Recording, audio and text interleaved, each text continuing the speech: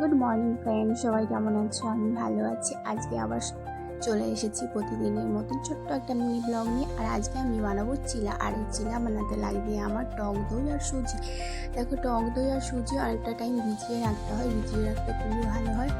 আর এরপর এর মধ্যে দিয়ে দেবো পেঁয়াজ কুচি, লঙ্কা কুচি, ক্যাপসিকাম কুচি আর টমেটো কুচি। কিন্তু আমার ছেলে বেশি কোন সবজি দিলে ও একদমই খেতে চায় না, সেগুলো করবো। এখানে তোমাদের ইচ্ছা মতন যে কোনো সবজি অ্যাড করতে পারো, খুবই হেলদি খাবার, টিফিনের জন্য, লাঞ্চের জন্য খুবই ভালো। তো আজ আমার ছেলেকে টিফিন এটাই দেবো। আর দেখো কী করে দেখো তোমরা সবাই।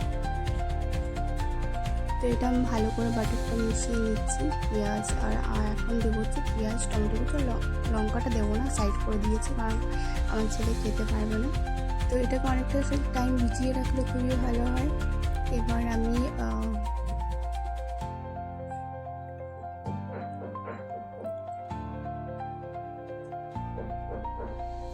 দেখো বাটারটা পুরোটাই রেডি হয়ে গেছে। এবার আমি ভেজে নেবো একটা একটা করে। দেখো আমি ভাজছি। এটা না ননস্টিকে তাওয়া লাগবে, না হলে একদমই লেগে যাবে, ভালো হবে না। তো আমার ছেলের জন্য দুটো করে নিলাম, একটা খাওয়াবো, একটা খাইয়ে দেবো। এবার দুপুরের জন্য রেডি করেছি হচ্ছে কাবলি ছোলা আর হচ্ছে রাইস করেছি। এটা হচ্ছে দুপুরের লাঞ্চের জন্য। তো কেমন লাগলো আমার মিনি ব্লগটা কমেন্টে জানিয়ে। চলো রেডি হয়ে গেছে ভাত, আর চলো বাই।